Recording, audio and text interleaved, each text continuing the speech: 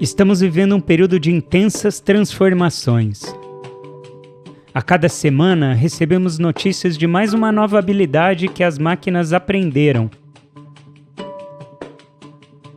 Diante de cada atualização, sentimos fascínio, espanto, apreensão ou até terror. A incerteza se torna mais evidente. Uma pergunta nos acompanha: qual é o nosso papel?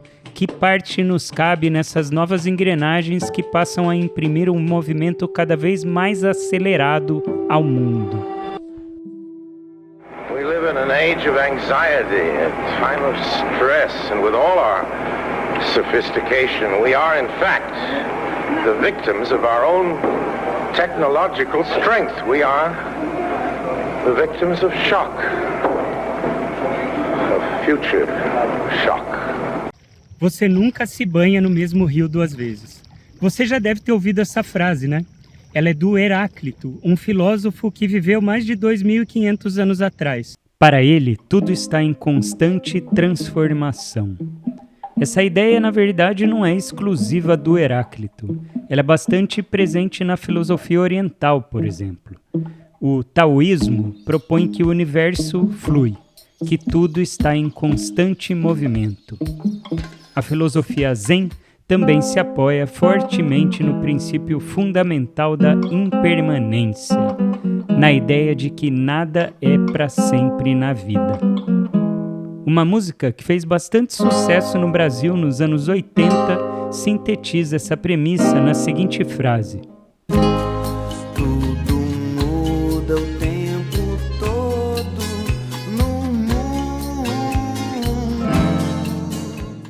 Aqui onde eu tô é o estuário do Rio Quincas.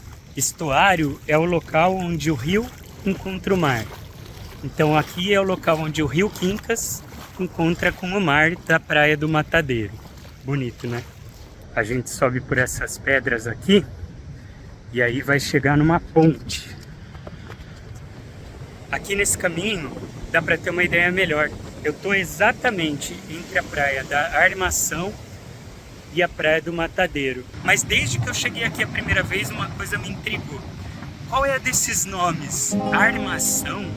Matadeiro? No século XVIII, a baleação, ou caça às baleias, era uma das atividades mais lucrativas do Brasil. Em algumas cidades do país, havia locais especificamente voltados para a caça desses animais e ao processamento de seus produtos. Esses locais eram chamados de armações baleeiras. Quem me vê passeando por aqui, por essa praia, nem imagina. Mas aqui já foi uma armação, a Armação da Lagoinha, que foi fundada em 1772. Da Armação da Lagoinha não sobrou quase nenhum vestígio, quase nenhum, porque agora eu estou me aproximando da Capela de Santana e São Joaquim. A construção que eu estou vendo aqui não era exatamente a construção que os habitantes da Armação da Lagoinha visualizavam. Isso porque essa capela foi reformada em 1838 e não sobrou quase nada da construção original. Eu falei quase nada da construção original, porque essa parede aqui tem um detalhe da alvenaria original, que é de 1772. Esse é um documento histórico daquela época. A gente já falou sobre a origem do nome Praia da Armação. Vale a pena a gente falar um pouco sobre o nome Praia do Matadeiro. Lá em 1772, esse local se chamava Saco do Matadouro, porque era justamente ali, naquela praia, que a gente vai chegar daqui a pouco, que se matavam as baleias. Mas a matança da baleia ficou só no nome mesmo. Hoje em dia não se mata mais baleia por aqui, muito pelo contrário. Esse local é uma área de preservação da baleia franca. Pois é, o mundo está mudando o tempo todo. Estou chegando no ponto onde eu vou poder mostrar para vocês por que eu gosto tanto de vir para cá. A gente está vendo ali as ondas. Esse é um local onde eu tenho aprendido a surfar. Assim como o rio do Heráclito, o mar também está em constante movimento. E as ondas são a maior prova visual, material desse movimento contínuo, desse fluir constante do oceano, do mundo, da vida. Na física, a onda é descrita como uma perturbação que se propaga através do espaço desde o ponto em que ela é produzida, transportando energia. Se você jogar uma pedra em um lago com águas tranquilas, vai provocar uma perturbação nessas águas. Essa perturbação vai se propagar em círculos. Você provocou uma mudança nas águas do lago. Você produziu uma onda. Agora, o que causa as ondas no mar? Assim como a pedra que você jogou no lago, o vento transfere uma parte da sua energia para o mar, provocando perturbações. E você bem sabe que o vento não é constante. Ele varia a todo tempo. Então, as ondas mudam o tempo todo. Um vento fraco gera ondas pequenas, mas uma tempestade em alto mar provoca ondas enormes na praia.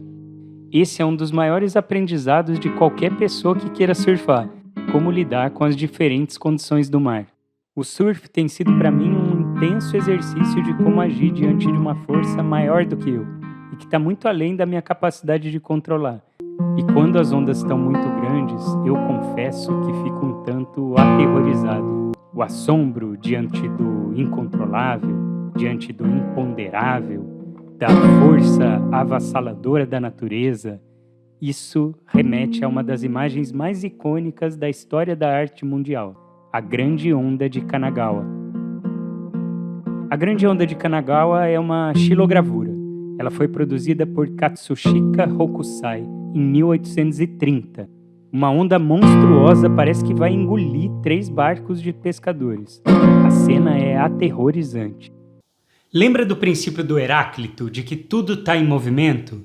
Pois é, se esse movimento for muito intenso, ou seja, se a mudança for muito grande, a gente vai se sentir perdido, impotente. Isso nos enfraquece. Portanto, se a gente quer entender qual é o impacto que uma mudança traz para a vida de uma pessoa, antes de qualquer coisa é preciso entender qual é o tamanho dessa mudança. Qual é o grau de transformação que ela vai exigir? A primeira frase desse vídeo citava as profundas transformações da nossa sociedade atual. Em um contexto como esse, é natural que as pessoas estejam assustadas, um tanto perdidas. Agora, o que fazer em relação a tais mudanças? Na obra do próprio Heráclito, é possível encontrarmos algumas pistas. Uma coisa que eu não falei ainda sobre o Heráclito é que ele é considerado o pai da dialética. E o que significa isso? Olha, significa muitas coisas e não vai dar para eu fazer uma palestra aqui. Mas saiba que a dialética envolve identificar os contrários, as oposições, o paradoxo inerente à vida. Eu já vou explicar melhor isso. Desde o início a gente está falando que o Heráclito sustenta que a vida está mudando o tempo todo, certo? Mas aqui no fragmento 46, ele diz: a natureza de cada dia é uma e a mesma. E no fragmento 1 desse livro aqui, Heráclito fala o seguinte: é sábio concordar ser tudo um. Nesses fragmentos, o Heráclito parece não estar querendo dizer que tudo muda o tempo todo. Ele está falando sobre algo que permanece estável. Ele está apontando para um princípio de estabilidade no mundo. Sabe aquele símbolo famoso do Tao? Ele representa a totalidade. É um princípio unificador da nossa experiência na vida e também é composto por pares de opostos, né? Yin e Yang representam oposições, claro e escuro, dia e noite. E o mais legal é ver que na gota preta tem lá uma bolinha branca e na gota branca tem ali uma bolinha preta. Lembra que eu falei que a dialética do Heráclito aponta para as oposições, para as contradições, o paradoxo? Pois é, o taoísmo parece ir por esse mesmo caminho. Já que essa conversa levou a gente para o Oriente, vamos revisitar uma obra sobre a qual a gente já falou por aqui. A Grande Onda de Kanagawa. Só que agora a gente vai olhar para essa obra a partir de uma nova perspectiva. A cena da batalha entre pescadores e a onda é tão impactante a ponto de um terceiro elemento passar quase despercebido para algumas pessoas. E é para esse terceiro elemento que a gente vai olhar agora, porque, curiosamente, ele é, na verdade, o aspecto mais importante da obra. O monte, ali no fundo da cena, está representando um princípio unificador, um ponto de estabilidade em meio à incerteza. Você se lembra que a gente está discutindo aqui sobre estabilidade e mudança, não é? Na obra de Hokusai, se as ondas representam a mudança, o monte está ali, perene, representando estabilidade.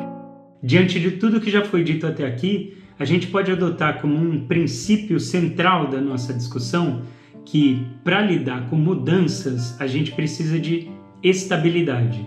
Eu sou psicólogo clínico e eu atendo muitas pessoas que estão passando por um período de transformação, um período de mudanças intensas e têm vivido dificuldades para lidar com essas mudanças. E aí, um dos meus principais objetivos quando eu atendo uma pessoa que está passando por um momento como esses é buscar investigar quais são os princípios de estabilidade na vida daquela pessoa. Se a gente cultiva certas ações, certas atividades com regularidade, o nosso cérebro tende a acalmar. E quando a gente está vivendo um momento de mudança extrema, de transformação intensa, essa regularidade vai ajudar o nosso cérebro a processar e coordenar tudo que está acontecendo de uma maneira muito mais efetiva. Uma outra forma de lidar com períodos de mudanças intensas é ajustando o ritmo do nosso corpo.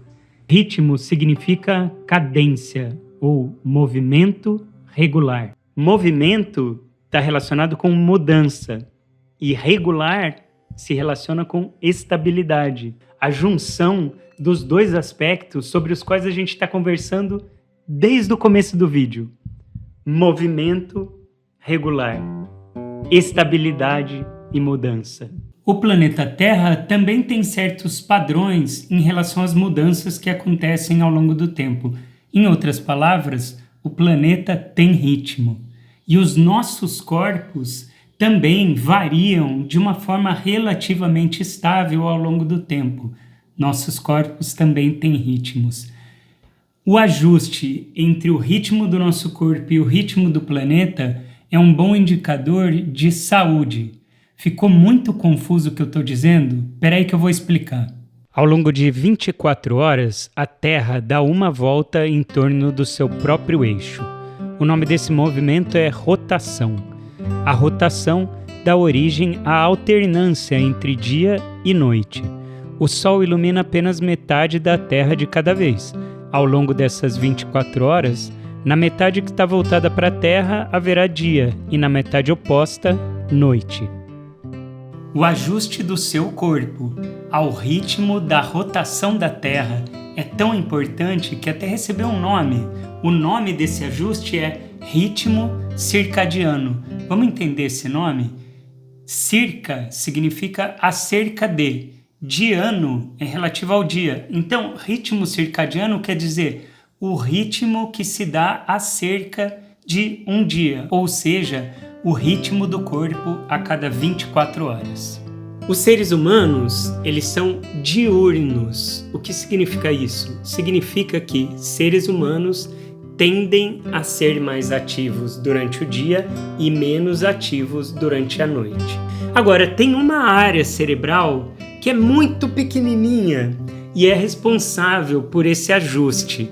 O nome dessa área cerebral que regula esse ajuste de ritmo circadiano, o nome dessa área é núcleo supraquiasmático. Vamos entender esse nome. Supra é acima e quiasmático se refere ao quiasma óptico. O que é o quiasma óptico?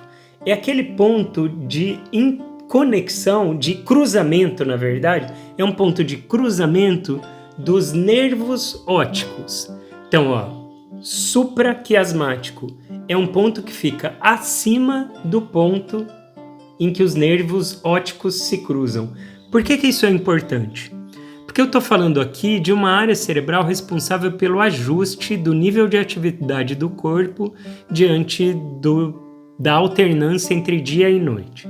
Como essa área cerebral está logo acima do quiasma óptico, ela recebe informação rapidamente e diretamente dos nervos ópticos. Então ela recebe informação do padrão de claridade, do nível de claridade do ambiente.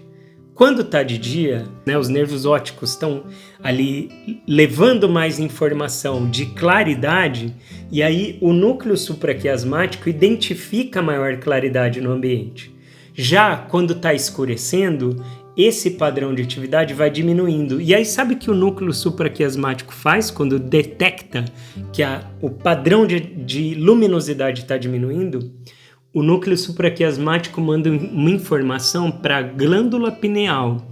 E a glândula pineal vai ser responsável por liberar uma substância química que vai ser essencial para avisar o nosso corpo de que está chegando a hora de dormir. Sabe qual é o nome dessa substância? É melatonina. Seria tão bom se esse ajuste funcionasse perfeitamente nos nossos corpos, né?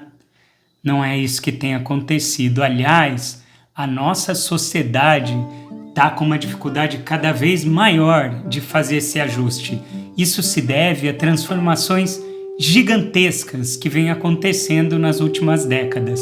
E parte dessas transformações estão relacionadas com luminosidade. Mais de 1 milhão de anos atrás, os nossos antepassados aprenderam a controlar o fogo.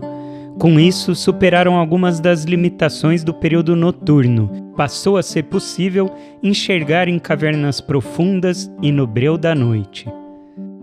Nos séculos XVIII e XIX, o fogo iluminava as ruas das cidades brasileiras através dos lampiões. Era bem mais prático do que acender uma fogueira. E sabe o que alimentava o fogo dos lampiões na época? Óleo de baleia. Se lembra lá da armação baleeira sobre a qual eu falei no começo desse vídeo? Pois é, o principal produto que as armações vendiam era justamente o óleo de baleia para alimentar os lampiões Brasil afora. Você se lembra que lá no começo do vídeo eu falei sobre as armações baleeiras e comentei que elas entraram em declínio? Agora você vai entender por que aconteceu esse declínio. Com o advento da luz elétrica, o óleo da baleia, que alimentava os lampiões, passou a ser dispensável. Se os lampiões a óleo de baleia ajudaram a iluminar ruas e casas de maneira muito mais prática do que acender uma fogueira, imagina a revolução que não aconteceu com o advento da luz elétrica. Basta apertar um botão e o ambiente está iluminado na hora. E a luz passa a ser disponível a qualquer momento do dia. E por que isso é importante? Porque quando aprendemos a controlar a iluminação do ambiente, nós não estamos mais reféns da natureza, no sentido da alternância entre dia e noite. A qualquer momento eu posso ter luz. E qual o problema disso? O nosso núcleo supraquiasmático fica confuso. Se são 2 horas da manhã e eu acendo todas as luzes do meu ambiente, como é que o meu núcleo supraquiasmático vai entender que chegou a noite e é hora do meu corpo descansar, é hora de eu dormir? Soma-se a isso um outro problema da nossa sociedade. Nós produzimos a todo momento. As pessoas têm sentido cada vez mais dificuldade de diminuir a atividade do organismo. Muitas pessoas hoje em dia desaprenderam a descansar. As pessoas ficam ligadas o tempo inteiro. As máquinas estão tão presentes na nossa sociedade que nós estamos começando a nos parecer com elas. Essa produtividade desenfreada, que não tem descanso, tem a ver com isso. Quando eu falo em relação entre ser humano e máquina, você pensa que época, que período da humanidade? Quando é que começa essa relação? Se você pensou Revolução Industrial, pensa um pouco melhor. Na verdade, essa relação começa muito antes. A máquina é um dispositivo que emprega força para atingir determinado objetivo. A máquina é composta por diversas partes que se interrelacionam de modo a executar um trabalho. E a máquina funciona de maneira relativamente autônoma. Civilizações muito antigas, como os egípcios ou os babilônios, usavam rampas, roldanas, alavancas para realizarem obras, construções. A partir da definição de máquina que a gente acabou de ver, a gente pode considerar esses dispositivos, as rampas, roldanas, alavancas, como máquinas. E há muito tempo a humanidade imagina a possibilidade de máquinas que não só façam trabalhos antes realizados por humanos, mas que se assemelhem aos próprios humanos. Na Grécia Antiga, havia o mito de Talos, um gigante inteiramente feito de bronze pelo deus da metalurgia e que defendia com uma força descomunal a ilha de Creta de seus invasores. Vários outros robôs vieram depois de Talos, povoando a nossa imaginação. Em 1818, Mary Shelley imaginou um ser artificialmente criado que se volta contra seu próprio criador, o Dr. Frankenstein. O mesmo tema volta em 2001, Uma Odisseia no Espaço. Na obra-prima de Kubrick, HAL 9000, é uma inteligência artificial sem corpo físico, mas que influencia significativamente a história. Da Grécia Antiga até hoje, os robôs povoam os nossos mais mirabolantes sonhos e os nossos piores pesadelos. A gente não sabe muito bem o que pensar ou como agir com seres, ou melhor, com objetos que se pareçam tanto conosco, até nos movimentos e agora até na fala, no andar. E nós temos muito medo das consequências dessa relação com uma máquina que se pareça tanto com um ser humano. Esse aqui é um autômato, uma máquina que imita o movimento de um ser humano. Ele foi fabricado por volta de 1565. Imagina o assombro da pessoa ao ver aquele objeto se movimentando. Naquela época, não era rotineiro ver o objeto se movendo assim dessa maneira, autônoma. E não se tratava de qualquer objeto. Ele se parecia realmente com um ser humano, de verdade. Aquele Frei parecia ter uma vida própria. Se parecia conosco. Lá naquela época, dois autores muito importantes já estavam fascinados com os autômatos e estavam discutindo a respeito de o que exatamente configura um ser humano e como ele difere de uma máquina. Para René Descartes, o corpo do ser humano poderia ser entendido como uma máquina. A mente era de uma ordem diferente e, por isso, não poderia ser reproduzida mecanicamente. Já para o seu contemporâneo Thomas Hobbes, todo o funcionamento humano poderia ser entendido a partir de princípios mecânicos. O raciocínio, para ele, era pura computação. Com isso, havendo tecnologia suficiente, seria possível reproduzir tudo o que um ser humano faz. E aqui a gente volta para o começo da nossa história, o avançado progresso tecnológico que nos faz repensar o nosso papel na sociedade. O que será que nós, seres humanos, fazemos hoje que não pode ser substituído por máquinas? Se nós somos máquinas muito peculiares. Nós somos máquinas que cuidam. O que eu quero dizer com essa palavra? Cuidado. Nós temos uma história de centenas de milhares de anos em que aprendemos a cuidar. Cuidar da nossa própria saúde, cuidar dos nossos filhos, dos nossos pais, do nosso ambiente. Em resumo, ao longo da história da humanidade, aprendemos a cuidar do que realmente importa. Quando desempenhamos nossos papéis sociais como pais, filhos, esposo, esposa, amigo, família, nós estamos cuidando. Mas essa aqui não é uma visão ingênua da humanidade, como se só tivéssemos um lado bom. Eu estou levando em conta que nós, seres humanos, também fazemos guerra, disputamos por espaço, cometemos erros absurdos. Esses aspectos também compõem os seres complexos que nós somos. Eu encaro essa série aqui, A Máquina do Cuidado, como um experimento. Nesses vídeos eu quero fazer conexões entre ciência, arte, filosofia, literatura, psicologia, para entender quem nós somos e como vamos enfrentar os desafios que se aproximam. A cada vídeo eu trago um aspecto que compõe esses seres complexos que nós somos. No próximo episódio a gente vai falar sobre o começo de tudo. Muito antes de existir o primeiro ser humano aqui nesse planeta. Muito antes de existir o próprio planeta. A gente vai falar sobre o começo do universo. Mas a partir de uma perspectiva que é a nossa visão. Como o ser humano se fascina ao chegar mais perto de entender o começo de tudo. As causas, as origens, essa busca por conhecer o princípio de todo o universo nos move há muito tempo. A gente vai falar sobre essa busca, como os seres humanos vêm há tempos tentando entender como tudo começou. Até lá!